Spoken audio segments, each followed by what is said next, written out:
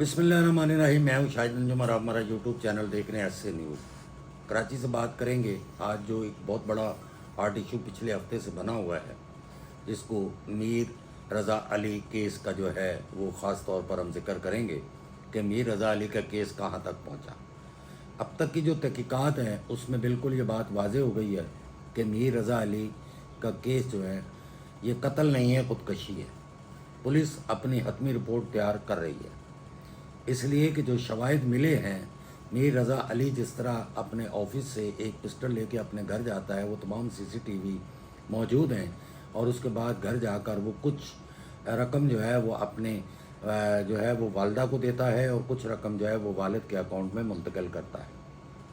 जिसके बाद जो है वो ऑनलाइन टैक्सी जो है वो लेता है और उसके बाद जो है जहाँ पर उसकी लाश मिली है वहाँ पहुँचता है और वहाँ पर वो अपना मोबाइल फ़ोन जो है उसको वो रीसेट 3 से 4 बार करता है ताकि ये शवाहिद सामने ना आ सकें और कोई सबूत ना मिले।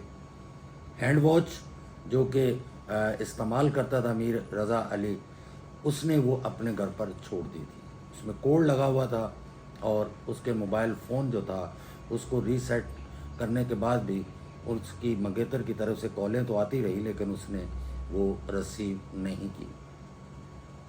कुछ देर के बाद जो है उसने अपना मोबाइल बंद कर दिया और फिर जो है उसके बाद मीर रज़ा अली जो है उसका बिल्कुल राब्ता जो था वो कट गया। घर वालों को बहुत ही ज़्यादा जो है वो उसकी जो है वो एक जिसको ये कहा जाए कि तलाश शुरू कर दी गई। घर वालों ने बाकायदा उसकी गुमशुदगी की रिपोर्ट भी दर्ज कराई, लेकिन 2 रोज़ गुजरने के बाद जो है आखिर मीर रज़ा अली की लाश जो है वो बरामद हो गई। झाड़ियों में से लाश जो है वो बरामद हुई जो कि सोख्ता हो चुकी थी, और एक गोली जो थी वो मीर रज़ा अली की बॉडी पर लगी हुई थी। जिसके बाद उसका मेडिकल जो है वो कराया गया। जब एमएल उसका हुआ तो उसकी रिपोर्ट जो है उसको भी 3 से 4 दिन तक जो है वो दबाए रखा गया। आखिर इसकी क्या वजह थी? चूँकि जब उसकी पोस्टमार्टम हो रहा था उस वक़्त जो है पुलिस ने अपनी 174 की कार्रवाई के दौरान ये तमाम चीज़ें जो है वो हासिल कर ली थी कि आखिर मीर अली को जो गोली है वो सामने से लगी है या बैक से लगी है।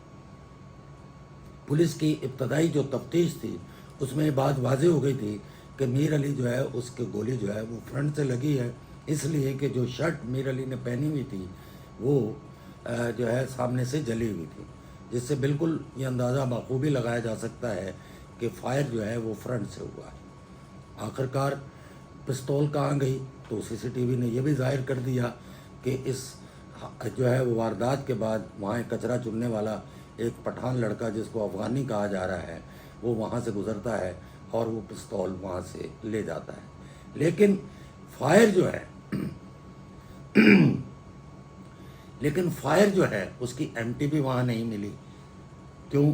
क्योंकि ये जगह ऐसी है, घास थी वहाँ पर, करीब में जो था वो जिसको ये कहा जाए कि नर्सरी भी थी, और फिर उस पिस्टल का जो पाउच है वो काफ़ी दूर जो है वो फेंका गया और वो एक दरख्त के ऊपर लटका हुआ पुलिस को मिला। बहुत सारी जो है वो तनकीद हुई पुलिस की तहकीकाती टीमों पर कि आखिर इतने रोज़ गुजर गए और अभी तक जो है इस वारदात के बारे में पुलिस अपनी रिपोर्ट जो है वो तैयार नहीं कर सकी और इसके नतीजे पर नहीं पहुंच सकी कि मीर रज़ा अली जो है वो कत्ल हुआ है या ख़ुदकशी की गई है। बहरहाल अब तमाम चीज़ें जो हैं वो सामने आ चुकी हैं। हालांकि जो मेडिकल रिपोर्ट है जिसको हम मेडिको लीगल रिपोर्ट कहते हैं, उसमें अब ये भी आ रहा है कि उसको गोली पीछे से बैक से लगी है। लेकिन अगर बैक से गोली लगती है तो शर्ट फ्रंट से क्यों जलती है? ये तमाम चीज़ें जो हैं ये भी पुलिस इस पर भी तफ्तीश कर रही है। लेकिन अब इसमें सिर्फ और सिर्फ एक पिस्तौल की रिकवरी जो है वो होना बाकी है। बाकी तमाम चीज़ें जो हैं पुलिस ज़राए ने इस बात की मुकम्मल तौर पर जो है वो जिसको ये कहा जाए कि तस्दीक कर दी है।